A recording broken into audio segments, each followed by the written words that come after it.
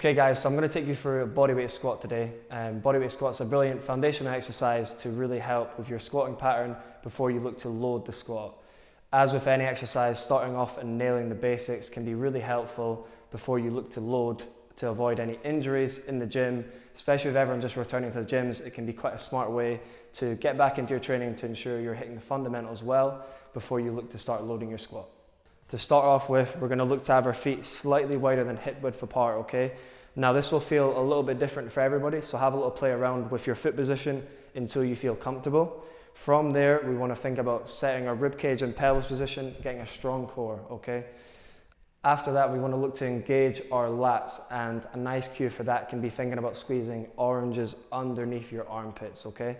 From there, we're going to sit back into our heels and then drive the floor away. So there's a few common errors when we see squats in the gym. The first one being an anterior pelvic tilt, which is when you're flaring through your rib cage and you're sticking your bum out way behind you. And what this encourages in the squat is to really load your lower back and take the movement away from your glutes. So in order to avoid that, that's why we set our rib cage and pelvis position and get a strong core position before we look to sit back into our heels. So just to demonstrate that, I'll show you 5 bad squats where we're really flaring for our rib cage and we've got that anterior pelvic tilt.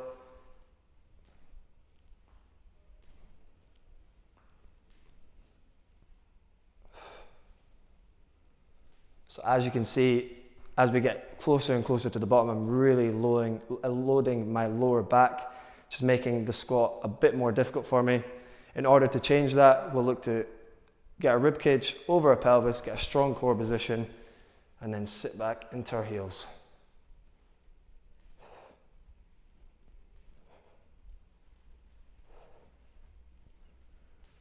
Hopefully from those examples you can see the difference in having a correct core position during a squat.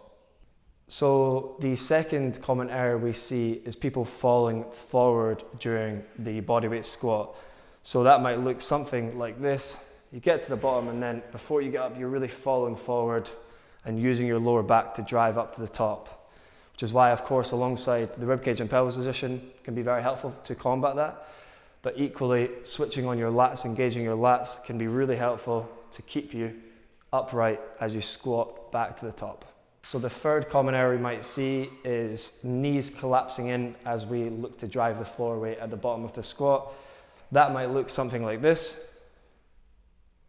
So you can see my knees are collapsing in together. And to combat this, we want to think about rooting our feet like we did in the demo, finding 3 points of contact with our big toe, our pinky toe and our heel. That's going to set our feet in a nice strong position so we can press the floor away and return to the top. Another fix to help engage your lats during the squat can be holding a foam roller out directly in front of you. So if you're struggling with sort of rounding and falling forward during a squat, grabbing a foam roller can be very helpful just to start to teach you how to engage your lats during it. So you'll get into the same setup and you'll just hold the foam roller in front of you. You'll squeeze it together to engage your lats and then squat down, back up.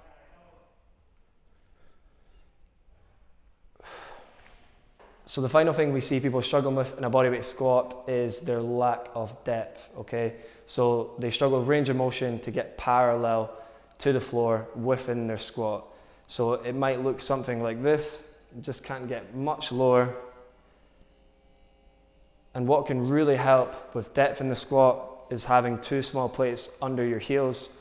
It's going to give you artificial ankle mobility, which is just going to allow you to sit a bit deeper into that squat.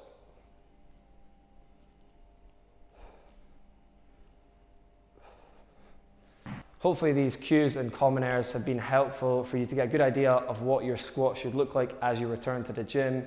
Keep this in mind before you look to load your squat, because a lot of the time if you skip these fundamental stages, you're going to create a future problem for yourself that you might run into.